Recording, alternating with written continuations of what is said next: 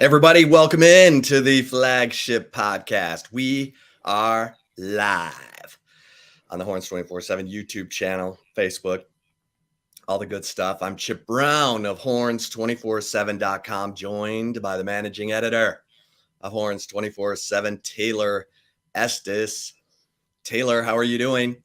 I'm doing well, Chip. How are you doing? I mean, it's a free-for-all football Friday. We're here with our esteemed audience. I love it. We're talking football. We have the kickoff time for Texas and Alabama.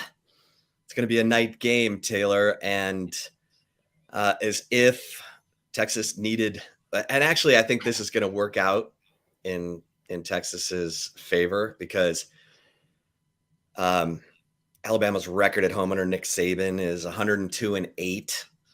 And 3 of those losses happened in his first year in 2007 when he went 7-6. So since 2008, Alabama is 98-5 at home. And they're 24-3 in night games there in Tuscaloosa. And they've won 24 straight home games and 18 straight at night.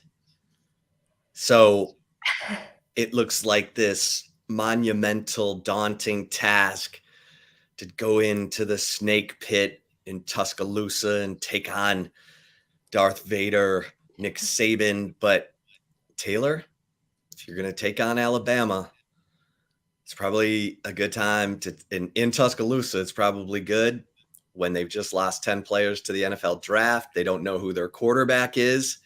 And Nick Saban changed out both his offensive and defensive coordinators, and he didn't promote from his ex-fired coaches association on his staff. He had to go outside. He hired Tommy Rees from Notre Dame and Kevin Steele from the Miami Hurricanes. So I don't know.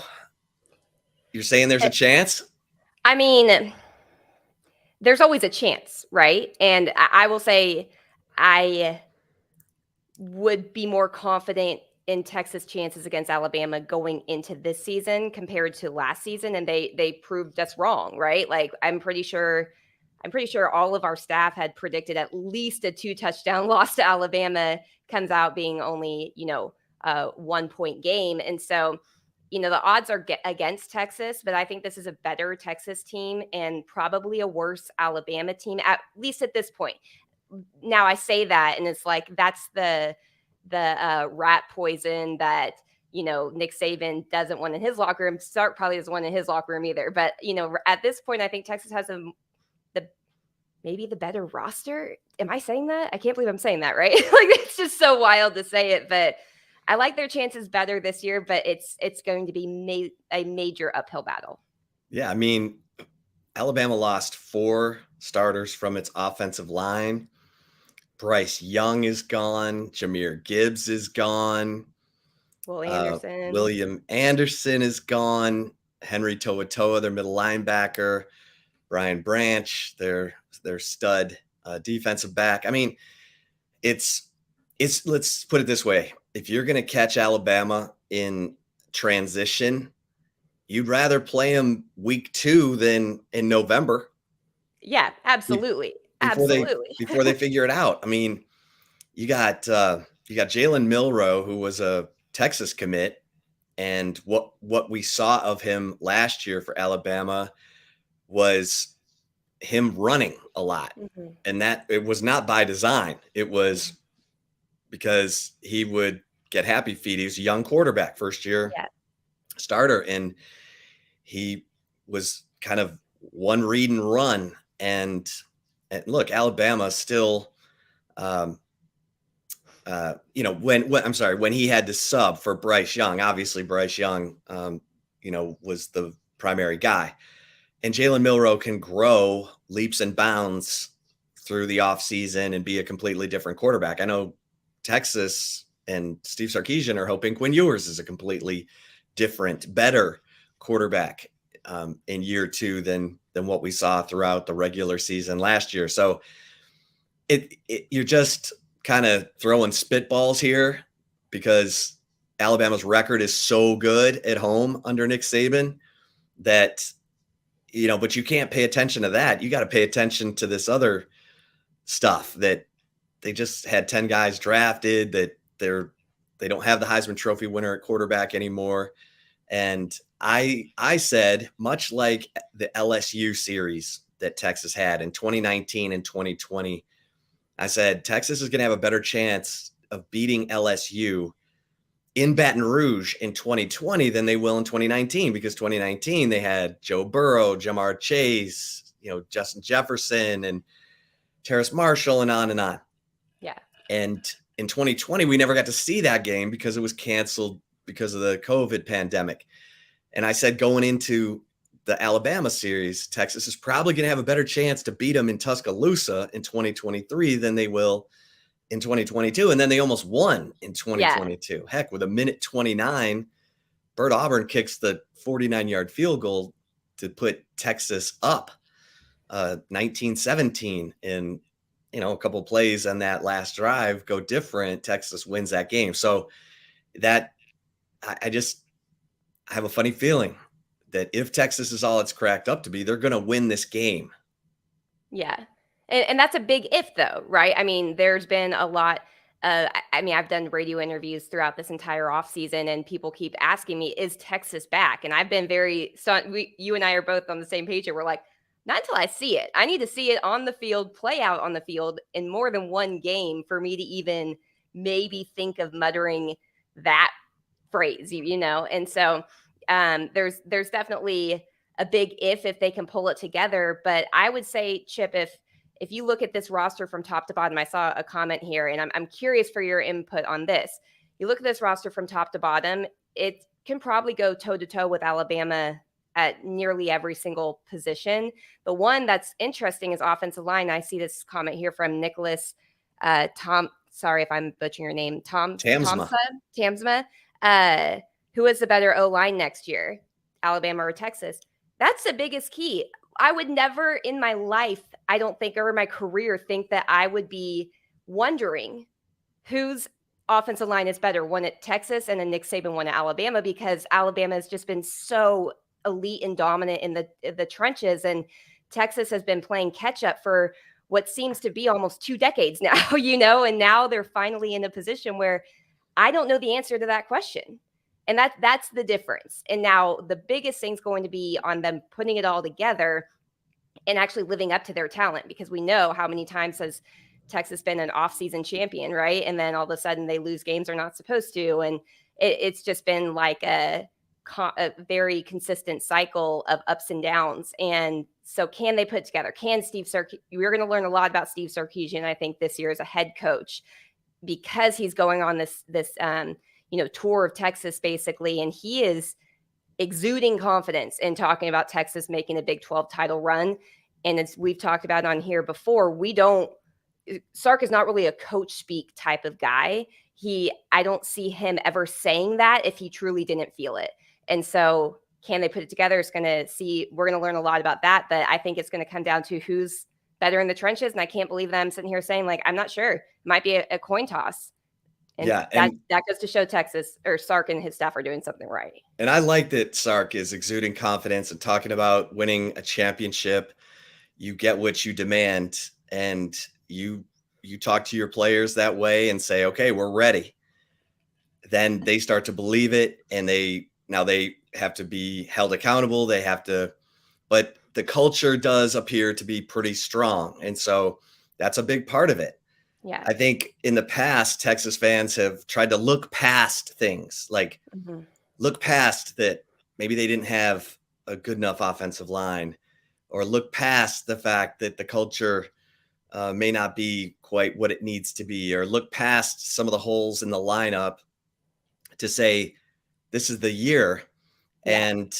And so I like that he's talking about winning a championship, because his quarterback room does appear to be elite. His offensive line has an elite left tackle and a group of young players who gained confidence last year, 10 starters back on offense. I'll keep going back to this, which is Steve Sarkisian.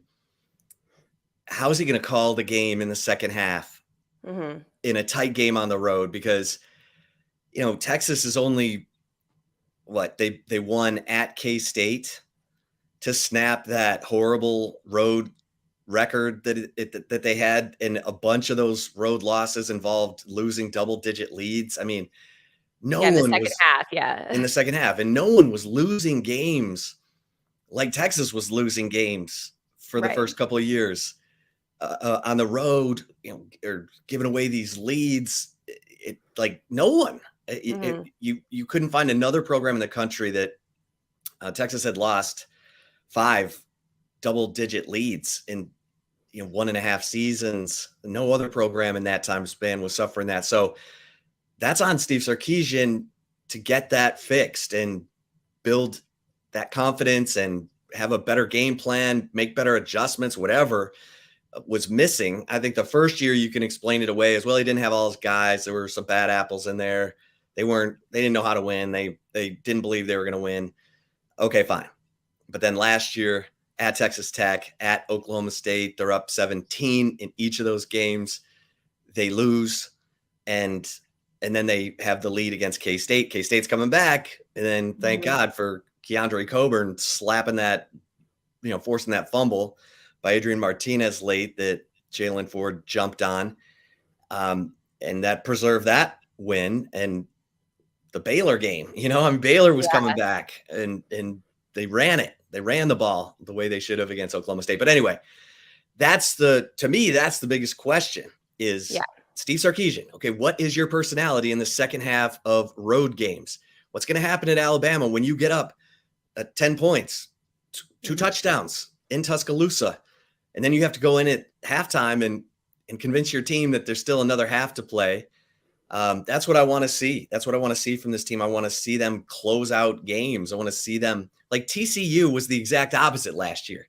Right. TCU was always behind, and then found a way to come back. They were down 24-7 to Oklahoma State, came back, won. They were down 18 to K-State, came back, won. That's what you want. You want to, you don't want to fall behind like that, but you want to be a closer. Coffee's for closers, Taylor. Right.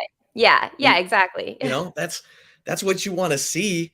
And that's more than just that K-State game. I want to see it on the regular. Right. Yeah. There's 4 quarters for a reason, right? It's not a 1/2 game and then you go in the locker room and it's over. It's like, and that's been the biggest issue, I think, with Sark too, because he took a lot of accountability, I think, after those losses, saying like, we couldn't extend drives on offense. Our defense was on the field for far too long. And I always go back to what my father-in-law always says is the best defense is one that is not on the field, because they can't mess up. They can't give up the points. And that was, the tale of 2 halves for Texas has been, or last year, I think, really good play on both sides of the ball in the first half. And then the second half, the offense can't stay on the field. The defense answered in a huge way, which did not happen in Sark's first year in 2021, because it was the tale of 2 halves. And if you go back and look at just the time of possession in between like the first half and second half, it's horrendous. I've never seen anything like it. It's so lopsided. And so defense was atrocious. On him. Yeah, and it falls on Sark to call plays to keep his offense on the field and maybe give the defense a little bit of a breather instead of just a 3 and out, because he, throws it deep on first down and wants to make that big play. Yeah, it's just he's got to look at himself too, as much as he grades everybody else, and he does a really good job of assessing every aspect of the program. He does it with his coaches. He says starts it with himself. He's got to take a really hard look at himself and what he was doing as the play caller last year that led to some of those second half losses happening. Yeah. One of the best things I heard last year was from Sonny Dykes talking about Garrett Riley, his offensive coordinator, who's now at Clemson. Mm-hmm. So remember that, folks, when you're talking about TCU and how good TCU is going to be after making it to the national championship game, don't forget that they didn't just lose Max Duggan, Quentin Johnston, D. Winters, and all these other guys. They lost Garrett Riley, who left TCU for Clemson.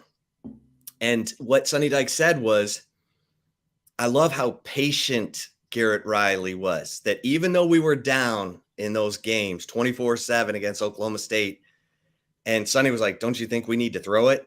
And Garrett Riley was like, nope, we're good. We got Kendry Miller. We got Max Duggan. We're good. And he was right. Yeah. And there are times I feel like Sark became impatient and went to the throw when he didn't need to go to the throw. And we saw his pass first mentality in the bowl game, in the Alamo Bowl game against Washington, and it was not good. And I don't blame Quinn Ewers for that either. No. Quinn Ewers was a much better thrower of the football in that game. He had drops from his receivers, and they didn't run the ball. Keelan Robinson started. Jonathan Brooks only got 8 touches in that game, but 2 of them were touchdowns. And don't sleep on Jonathan Brooks, Taylor. And we're going to move into Jonathan Brooks here in a second, because I did write about him in the Insider this week. And this is a kid I think is chomping at the bit for the opportunity. And I went back and talked to some of his coaches there at Hallettsville, 3A school, smaller school. That town only has 2,800 people in it. But sometimes you find gold. And I think Jonathan Brooks, from what he's shown in his 11 games played in 2 seasons at Texas while waiting his turn behind Bijan Robinson and Roschon Johnson, he's only averaged 6.7 a carry every time. And I thought Steve Sarkisian, and this is why I think Steve Sarkisian is trying to tell us that Jonathan Brooks is his 1,000-yard back this year. Sark's been saying, I've always had a 1,000-yard back. Ever since I've been calling plays, even though it's not true. It's true that since Alabama and some of the years when he was at Washington, actually more of the years at Washington than at USC, but he had guys like who were 900 something yards at USC. So Jonathan Brooks, Sark said it. Every time he goes into a game, he's performed. Everything we've asked him to do, he's done. He catches the football. He runs the football. He scored on that screen pass against Washington in the Alamo Bowl. A catch and run 34-yard touchdown. It was beautiful. It cut a 13-3 deficit to 13-10 in the third quarter. You thought, okay, here we go. But it didn't work out that way. I still think, and that was with Jonathan Brooks needing hernia surgery right after the game. You broke that story. And so, Jonathan Brooks, this guy, he's a force. Like, in talking to his high school coaches, he would come off the field and say, okay, I'm seeing this. They're moving guys here and there. Let's fake it to me and throw it over there. He was not afraid. And then when there were times where he's like, hey, give me the ball. I can do this. I can just take over the game. This is a guy who ran for 305 yards in the state championship game and scored 9 touchdowns in one game and could have scored 10, but broke free and slid to keep the clock running. I mean, this guy's a prolific producer, Taylor, and he's mature. He's smart. He's a good team guy. I'm excited to see what this guy's about.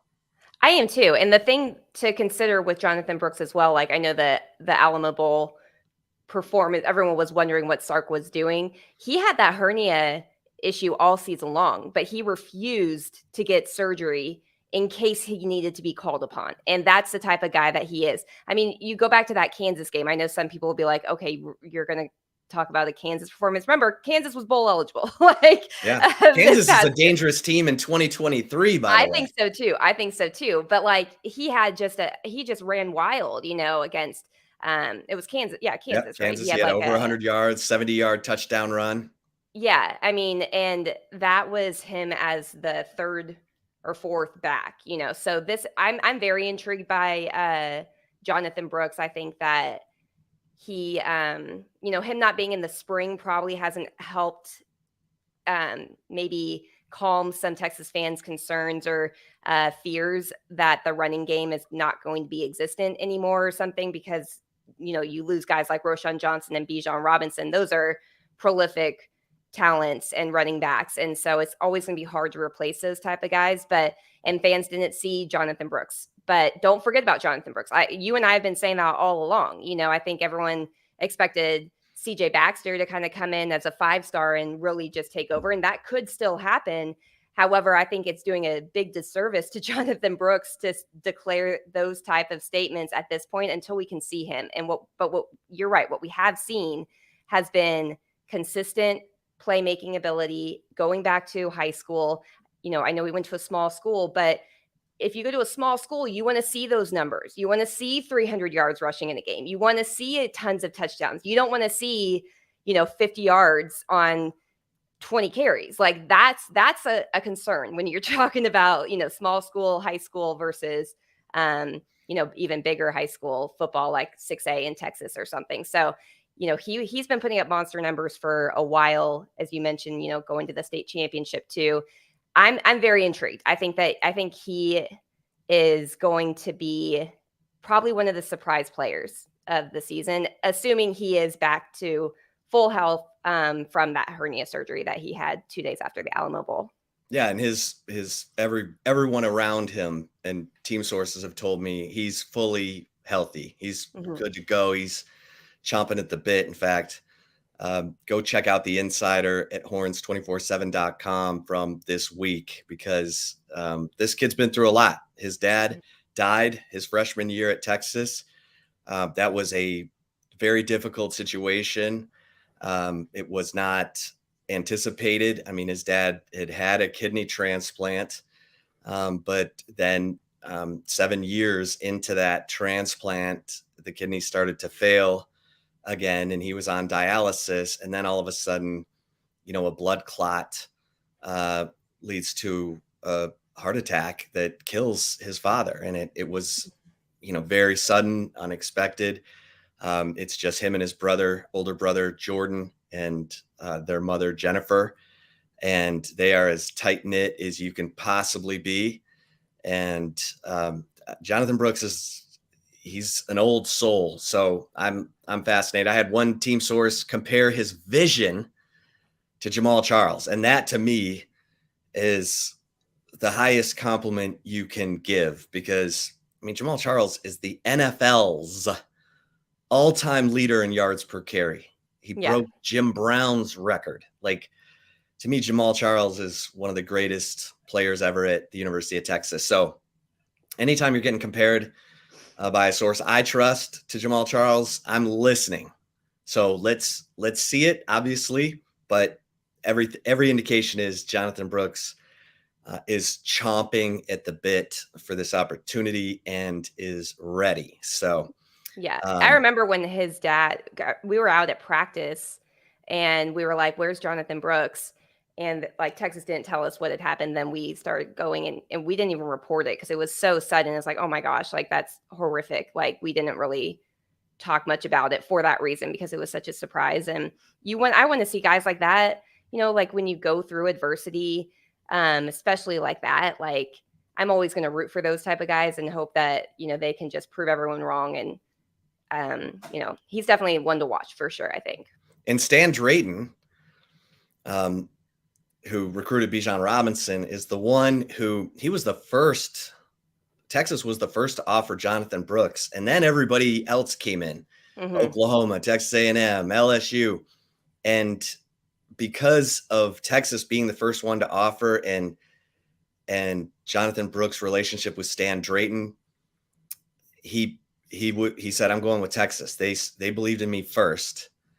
And then Stan Drayton leaves after Jonathan's freshman year, and they bring in Tashard Choice, who also lost his father at a young age and has formed a very deep connection with Jonathan Brooks. Jonathan's mother, Jennifer, telling me that Tashard Choice texted her on Mother's Day to wish her a happy Mother's Day, knowing that it's been tough without her husband the last year and a half. So really, really touching situation. And like you said, Taylor, a guy you can root for, because look, he's played in 11 games at Texas. Now it's been garbage time. I get it.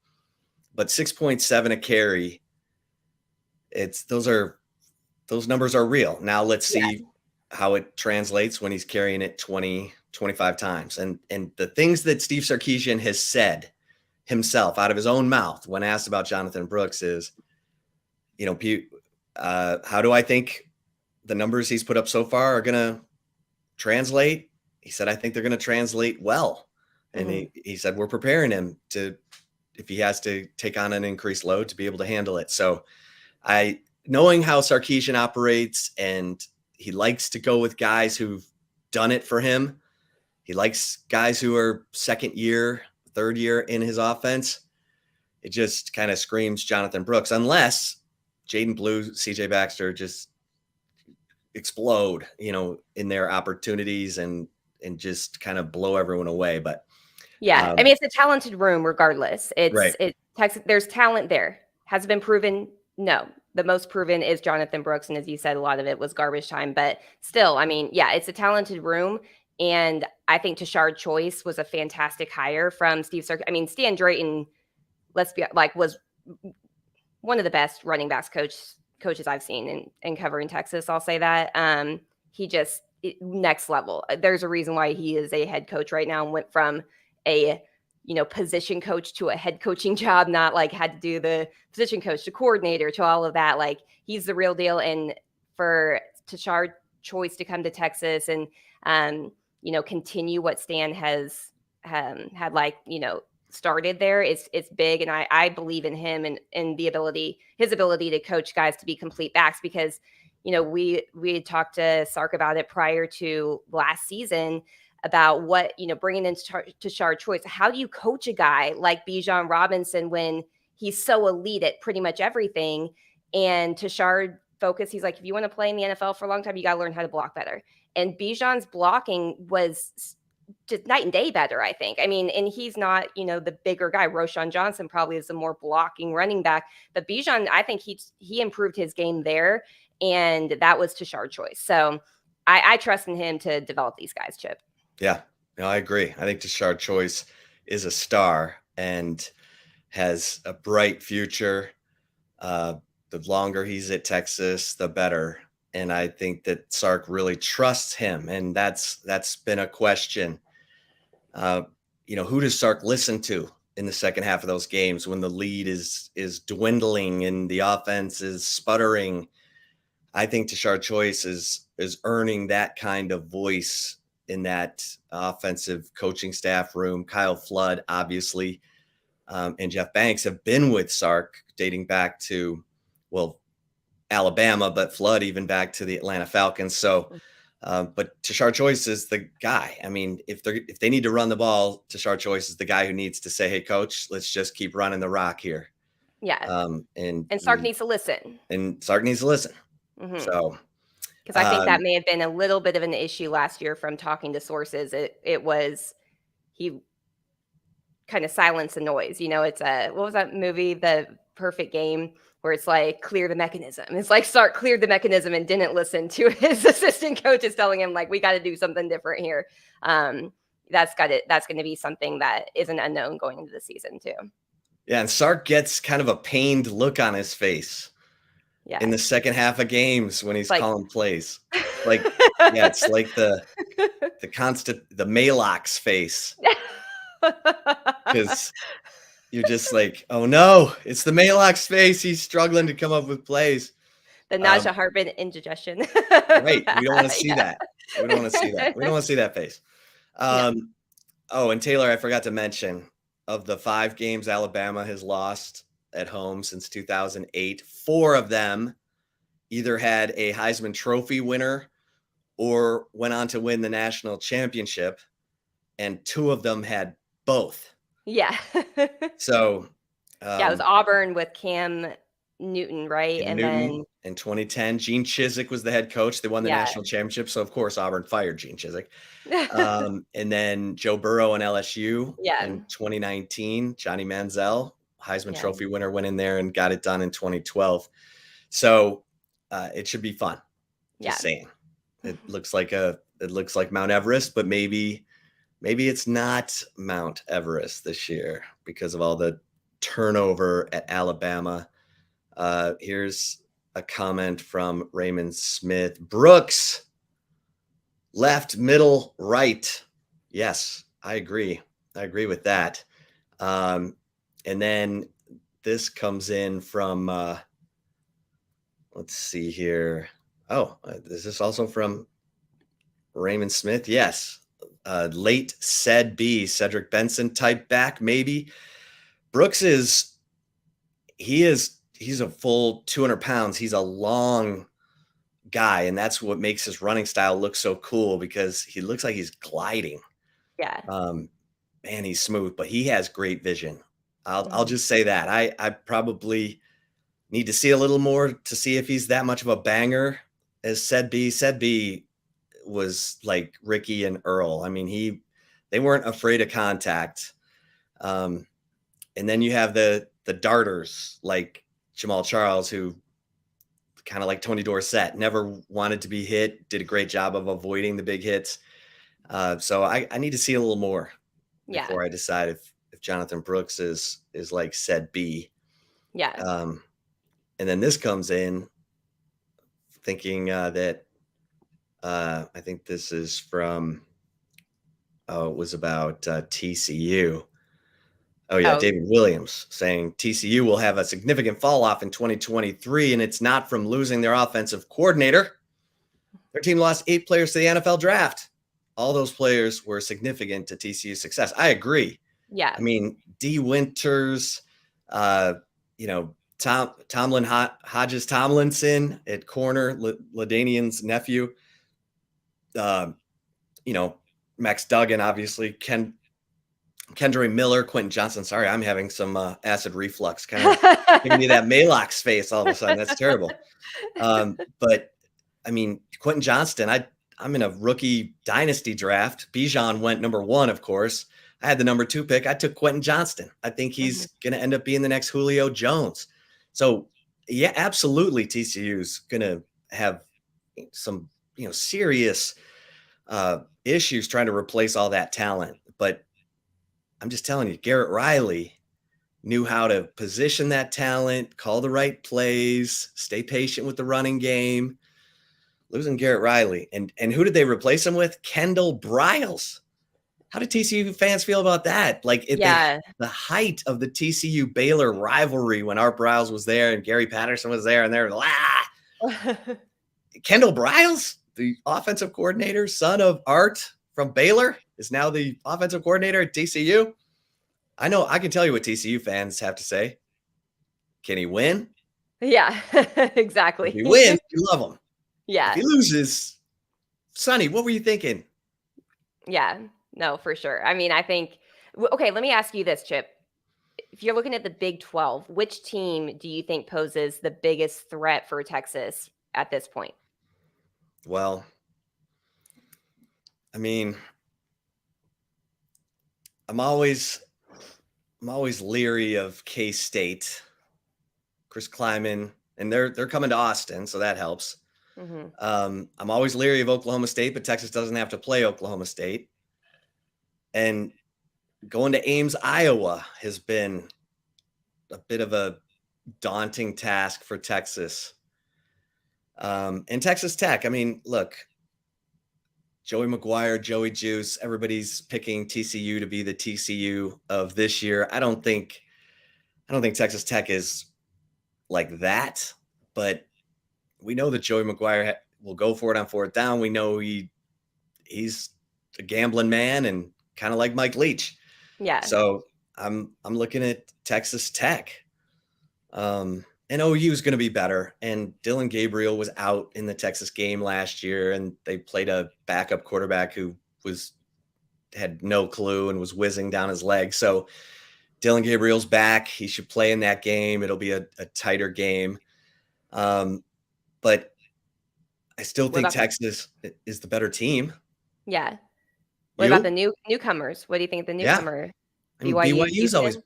BYU's always been a problem for Texas. Yeah.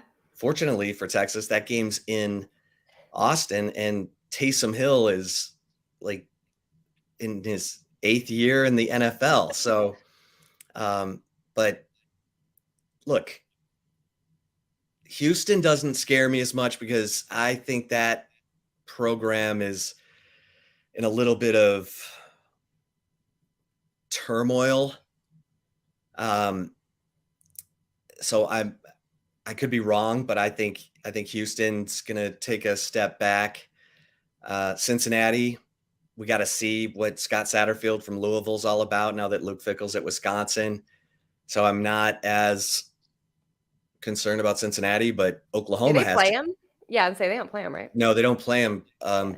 Texas got Houston and BYU of the newcomers and doesn't play Oklahoma State. Oklahoma State doesn't play any of the old Big 12 South. This is weird. Yeah, that is weird. Oklahoma State doesn't play Texas, Texas Tech, or Baylor.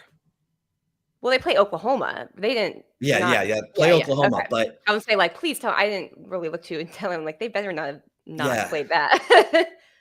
No, they don't. Or maybe they don't play any of the Texas schools. Okay. I think they don't play Texas Tech. They don't play Texas. They don't play TCU. They don't play Baylor. And it's like, what is going on? They got all the newcomers. Yeah. So I don't know what the Big 12 is doing. But anyway, who do you think is the most feared team? I haven't done my deep dive yet, and I will soon. But that was why I was curious for, like, at this point, because, like, it's a little bit different too whenever you have, like, transfers and all of that as well. I mean, I'd say K-State right now. Yeah, I haven't done. I'm kind of there. I haven't done, like, the deep dive. I usually wait till Phil Steele comes out with his magazine because it's, like, the best way to prepare for a football season, especially in the transfer portal era. As long as guys don't enter the portal after they send it to publication. But I don't know. I mean, I was going through today because I saw that, like, the Vegas odds for win totals had, like, come out in Texas. They have them currently at 9.5. How about that? Yeah. And a part of me, I was, like, going through the schedule and I'm looking at it and I'm like, oh my gosh, would I take the over? Would I actually take the over this year with Texas at 9.5? Because I feel like there's been a lot of change and up and down in the original Big 12 and now adding new schools. I don't know. I mean, BYU, I think I'm never going to count them out. They always seem to be very mature, probably because a lot of the players are, like, mid-20s a lot of times there because they do their missions trips. Texas Tech, the game being at home, I think is good. I think Joey McGuire is going to build something special there. I've been saying that ever since they hired him. I was like, oh my gosh, that's a fantastic hire. Yeah, I think K-State. Doesn't that the over-under wins that you were looking at, doesn't it have 9.5 for OU? That's a good question. I'm not sure. I just looked at Texas, but I thought I saw that and I was like, wow, okay. Yeah. That's amazing. Yeah. That tells you that Vegas thinks Venables, now that he's had a year to get that defense ingrained, because it is a complex defense. You and I talked to our man Gabe Eichard here on the Flagship Podcast, and he said, look, Venables' defense is layered. It's complex. It takes time for guys to get comfortable with it. Very similar to Gary Patterson. Mm-hmm. Patterson was like Belichick. He would tweak his whole scheme from week to week to take away the opponent's, best weapons. And you see that in the NFL because you got to play teams twice, but in college it's rare. Sometimes you just see coaches who are like, this is what we do. We do it better than anyone else. And who cares? They know what's coming. We're going to out execute them. We're going to beat them. Yeah. Well, Venables is like Gary. He wants to tweak it. He's going to make it, difficult. And they have a bunch of players back on defense. So I guess Vegas thinks that OU is going to make that jump. Yeah. Yeah. And you're right. It is. Yeah. It is 9.5.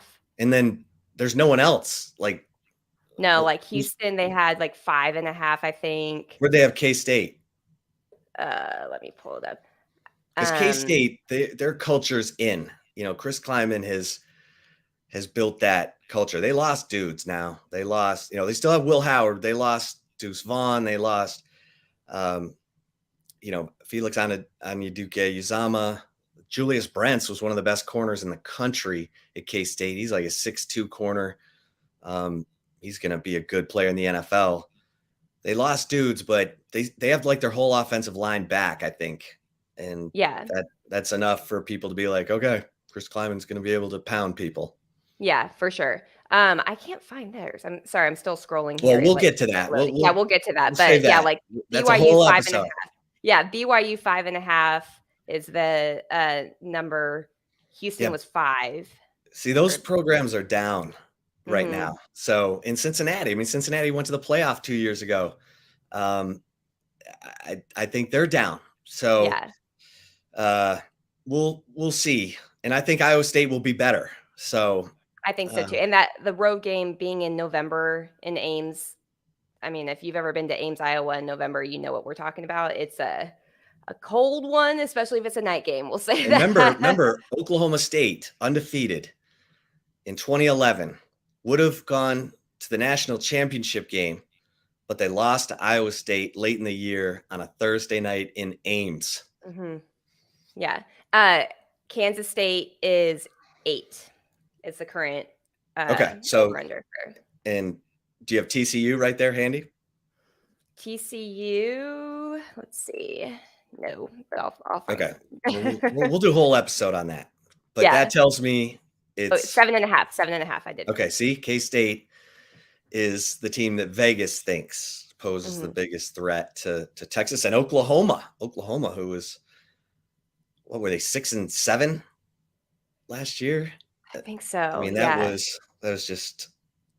was Oklahoma fans getting a little taste of what Texas fans have been living through for the last decade. So it's like, huh?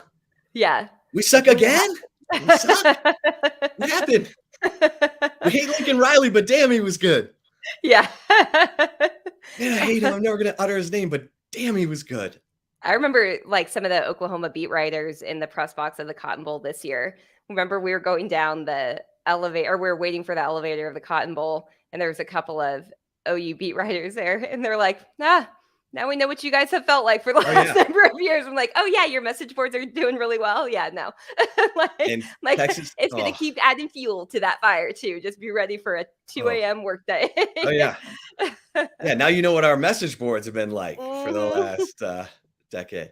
Yeah. Oh yeah. I didn't envy them at all. I'll say that. No. And Texas fans who were at that game last year, the 49-0 Red River Shootout, man, you better bottle that thing up, frame it, put it on a wall so you can look at it every day, because that was the worst beating OU ever had in the Red River Shootout, and you were there. Yeah, exactly. So good on ya. Yeah. Hey, and it was a bowl eligible team too, so it wasn't like a 2-win Oklahoma team or something like that, like a devastating one. Yeah. So they got smoked by Florida State in the bowl game. Yeah. Okay. Well, some of this we can actually save. Yeah. So real quick, basketball. Tyrese Hunter has announced that he's coming back. And look, while this was expected, this is huge. Don't confuse the two. With Tyrese Hunter coming back, this is a kid who's taken Iowa State to the Sweet 16, was part of Texas's Elite 8 run last year and came up big. Don't forget that this is a kid who, even though he had some struggles in the regular season, was the one who guarded DeJuan Harris of Kansas in the Big 12 tournament final and held him to nothing until garbage time, until Texas was up 18 with 2 minutes left, because DeJuan Harris, when he had scored 6 points, Taylor, last year as the point guard at Kansas, they were 21-0. Rodney Terry knew that and had Tyrese Hunter face guard him the whole time. And even though Harris ended up with 6 points and Texas handed them their first loss in that equation, he scored those 2 buckets when they were down 18. So Tyrese Hunter coming back is huge. Now you've got your starting lineup. You've got Tyrese Hunter, you got Max Asmus, and make sure you're paying attention to the Flagship Podcast interview coming out next week. And then you're getting the WAC freshman of the year and Kendall Weaver from UT Arlington, the 6'3" kid with the 6'7" wingspan who can guard anybody and score. Heck, as a freshman, he almost averaged 10 points. And so then you have your front court already with Dylan Dezue and Caden Shedrick, the 6'11" transfer from Virginia. So Ronnie Terry, I know there was panic in the streets when Arterio Morris bolted and Ron Holland and AJ Johnson were like, oh, we're going to go do something else. And then, Dylan Mitchell has told Mike Finger of the San Antonio Express News, he's leaning towards staying in the draft because he's had such an amazing NBA draft combine. He made 16 of 25 threes at the NBA draft combine. He did not attempt a three for Texas all year. And I get it. Sometimes you're penciled into a role. Texas doesn't have a ton of size down low. They needed Dylan Dezue and Dylan Mitchell down low. And so Dylan wasn't out on the perimeter much, kind of like Dylan Dezue. Then Dylan Dezue, they needed his offense when Timmy Allen got hurt in the Big 12 tournament. Dylan Dezue showed you, oh, he can hit threes. He can do it all. Yeah. So I get it. Dylan Mitchell may decide, you know what, I'm going to get developed for the game I need in the NBA. Right. Which is understandable. So now Ronnie Terry just needs to add depth because he's got his starting lineup. Now he's got to add depth because remember, Serge-Ibaka Rice was the 6th man of the year last year. So you got to have that 6th, 7th, 8th guy. And Brock Cunningham's one of those for sure. And we'll see what Alex Anamekwa is all about. He basically redshirted this year. So, but that's huge news. And Taylor, go ahead. I would say, I mean, no offense to Brock Cunningham, but Serge-Ibaka Rice was the unsung hero for the team last year. Like, I feel like it's almost unfair to put Brock Cunningham even in that same type of category. Not a knock on on Brock Cunningham, just because of how clutch Serge-Ibaka Rice was for Texas. He's an all-timer. Yeah, he's like one of my 3 favorite players ever at Texas. With TJ the best Ford. name too, Sir. Oh yeah. I remember one time you called him Jabari Rice on here. I was like, put some respect on his name. It's Sir Jabari Rice, okay? Sorry, sir.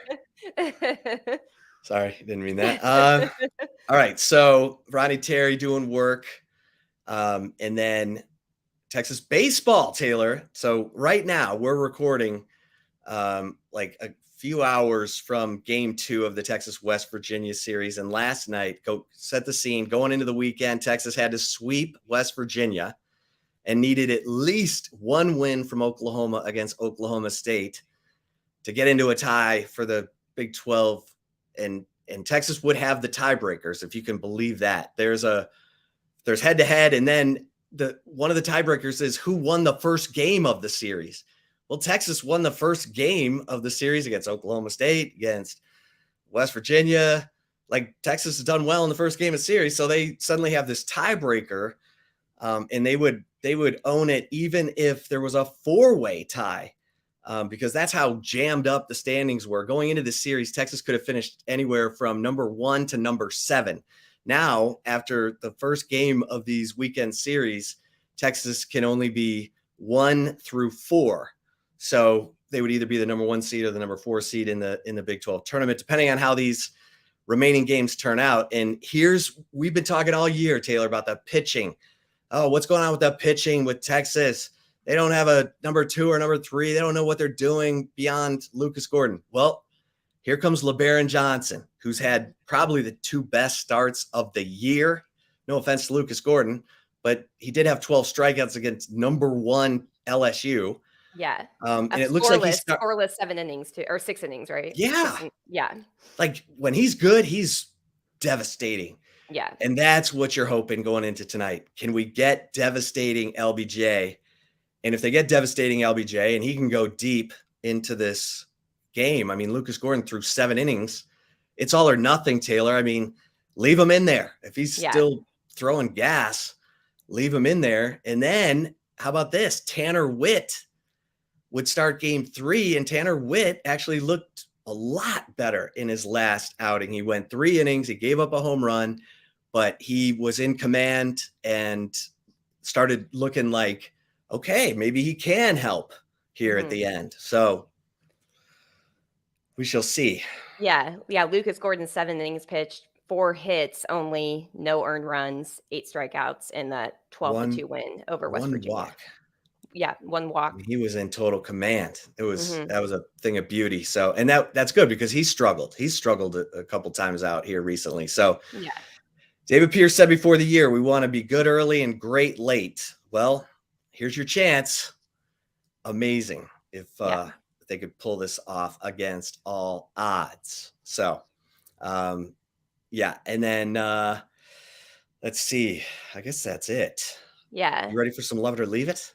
I am. If you're listening to us live, we'll continue on here. But if you're listening to our recorded version, we're going to take a really quick break. But stay tuned. We have more Texas football talk coming up in Love It or Leave It. We'll be right back. And on the Horns 24/7 YouTube channel, we will just continue on here.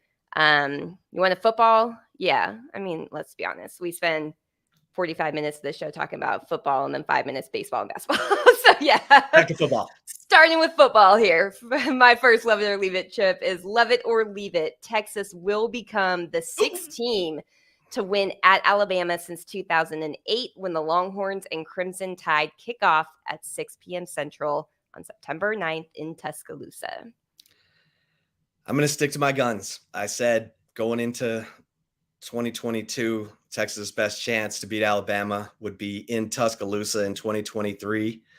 I know Nick Saban has replaced coordinator after coordinator. I mean, it's ridiculous, people, how many coordinators he's replaced, especially on the offensive side. Yeah. I mean, you forget about, you went from Jim McElwain to, Mike Locksley, well, Steve Sarkisian for the bowl game, then Mike Locksley. I mean, it's great. Lane Kiffin, Yeah. Sarkisian, Bill O'Brien last year. Now Bill O'Brien's gone and Tommy Rees is in. But all that turnover had never slowed Nick Saban down. And that's what's so amazing. I think it finally catches up to him this year. Not knowing who the quarterback is. Look, you need every advantage you can get in going into Tuscaloosa. You just said it. There's only 5 teams who've beaten Nick Saban since 2008, and 4 of them had either a Heisman Trophy winner or won the national championship, and 2 of those teams, Auburn in 2010, LSU in 2019, had both. But I'm still gonna love this, Taylor. I'm losing my mind. I'm picking Texas to win at Alabama. I love it. How about you? Chip has like a beer bong of the burnt orange Kool-Aid right now that he is just taking. I need to spit some of it out. I'm starting to feel Maylocks moments coming on. I mean, this is the best, I would say, chance that they could have. That I would be willing to say it. I think. Careful, you're going to start drinking the Kool-Aid. Careful. I know. You're going to sound like a homer. I know. And I like it. Go out of my way not to. But I think I'm going to leave it for the time being. It's hard for me to count out Nick Saban, and that record speaks for itself. I mean, Alabama had a quote unquote down year last year, and 11-2. Yeah. Beat the brakes off of Kansas State in the Sugar Bowl. Yeah. So I'm just gonna I'm gonna leave it. And for Texas fans, I hope that I get proven wrong, and I will be happy to eat that crow because I think Texas is talented enough to go toe to toe. But I've never been to. Is it Bryant-Denny Stadium there in Tuscaloosa? I've never been there, but it must be a pretty daunting place if that's the type of record that you can. It's insane. I went there with our good friend Sean Adams for the Iron Bowl in 2016, and their game day presentation is now what Texas is, Texas patterned its game day stuff after Alabama. Their game day atmosphere is outstanding. Obviously, they've won so much that the fans are rabid. You have to quiet those fans. You have to get up early and quiet the fans, or it just starts to feel like a steamroller, getting more of your body under it with each play, each quarter. So Texas and Steve Sarkisian's great at scripting those first 15 plays and getting up early on teams. We know that. Yeah. So, he's got to work on that second half script, or someone like when he throws it out, somebody grab it and say, oh, here's the second half script. Yeah. Dark. But yeah. Okay. You're leaving it. I'm loving it. Love it or leave it, number 2. All right, second one, love it or leave it. If the SEC adopts an 8-game conference schedule with 1 annual opponent instead of a 9-game conference schedule with 3 annual opponents, it's a total failure. Yes. I love this. It's a total failure. Look, you're going into the SEC meetings at the end of the month with 2 options, the 8-game schedule, 1 common opponent, or the 9-game schedule, 3 annual opponents. What gives you better games? The 3-6 model. What protects rivalries? The 3-6 model. Mm-hmm.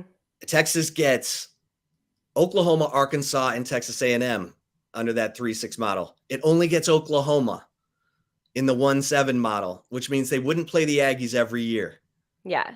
They talk about each other in their fight song. Yeah. The 100-year rivalry. I get that Nick Saban doesn't like the 3-6 model because he doesn't like his 3 projected opponents, which is Auburn, LSU, and Tennessee. Tennessee's gotten good all of a sudden. Meanwhile, Georgia has Auburn, Florida, and Kentucky. So I get that Saban, who's 68, 69, I mean, he's up there. Yeah. And he's getting grouchy. Yeah. He's getting cranky, Taylor. He's get off my lawn guy now. He's 71, actually. 71. He's cranky. Yeah. He's like, what is this 3 common opponents? And I got a harder group than Georgia. Blah. I just still say, get ESPN, and that's the holdup. ESPN, the SEC wants more money for that 9th game, that 9th conference game, because they only play 8 conference games right now. And ESPN's like, oh, come on, you're fine. And I still think we'll end up 3-6. I love this take. Taylor, how about you? Yeah, it's a total failure. I mean, how do you have 16 teams in a conference and have 4 non-conference games, right? Like that doesn't. I don't like that they have 8. It's been kind of BS that they've had 8 all along. Right, because everyone else has gone to 9. Yeah, like everyone has. So I haven't liked that model at all for the SEC. And you're going to add 2 more teams. Oh, and they just happen to have historic rivals or rivalries with some of the already established teams in the SEC. Like it's a no-brainer to make it a 9-game conference schedule. And if they don't do it, I think they're failing fans, they're failing teams, they're failing college football. So yeah, I'm going to love it. It would be a total failure. You're going to a 12-team playoff in 2024. Okay.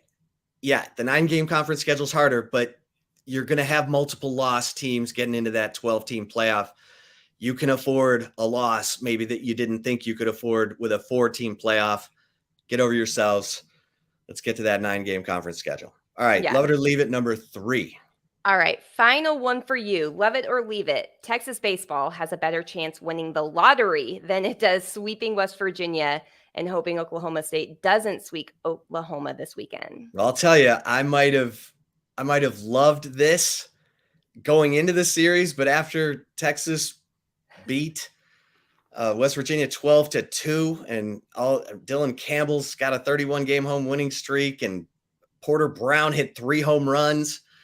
Porter Brown with those sexy model eyes that David Pierce says he's hypnotized by looking at him in the dugout. And apparently Porter Brown was like an eye model. If you haven't seen this guy, oh yeah, you got to find video of him though, because the team photo doesn't work. Google Porter Brown, because from what I understand, the first thing the first thing that comes up is eye model. Yeah, it is. Yeah. But Taylor, are you looking at him now? I am. Yeah. I mean, he and I have we have close to the same color eyes, and that's very green. But his are much better than mine. 100%. Yeah. He's a black dude with fluorescent green eyes. Yeah. He must be out with the ladies every night of the week. Sometimes I feel Sorry, like Florida. Jesus blesses other people a little bit more than others, and it's like, yeah, he got blessed with that Yeah. for sure. And if you don't think he was the hottest man on campus last night after hitting 3 home runs and 8 RBIs in this win, this must win over West Virginia, please. He's got girls knocking on his car door, his apartment door, his bathroom door. All right. So Chip has a man crush on the baseball team too. Oh yeah, this guy's fantastic looking. Yeah, I admit my man crushes. So Taylor, I'm going to leave this because as of right now, I'm like talking myself into LeBaron Johnson Jr. Knowing Texas, they'll win the first 2 games and then lose the 3rd game in a bleeping heartbreaker. But I'm going to leave this and go with the momentum of the moment. What about you? Yeah, I mean, I'm gonna leave it. I mean, what are the odds to win the lottery? Those are pretty against you. Those odds are Yeah. pretty. No, I mean, so full disclosure, we had a recording issue earlier in the week, so we put these together before the first West Virginia game and didn't come back to them since we did live. At least you're being upfront. I'm being honest. That. I'm being upfront. So yeah, I agree. I think had it been before we saw the Thursday night game, I probably would have loved it. But yeah, I'm going to leave it. I'm going to say that maybe they're catching fire at the right time of the season. All right. Good stuff. Good stuff, folks. Don't miss an episode of the Flagship Podcast. We keep football season alive year round right here on the Horns 24/7 YouTube channel. Make sure you're subscribed to that. And of course, in between Flagship Podcasts, we're over at horns247.com. Make sure you're an annual member there, because that gets you VIP access to all the team sites, Alabama's team site, K-State, TCU, get you the VIP content, the stuff that only the members are supposed to be reading. But you can only get that as an annual member of Horns 24/7. So make sure you've got that taken care of. And until next time, for Taylor Estes, I am Chip Brown. Stay safe and keep the faith.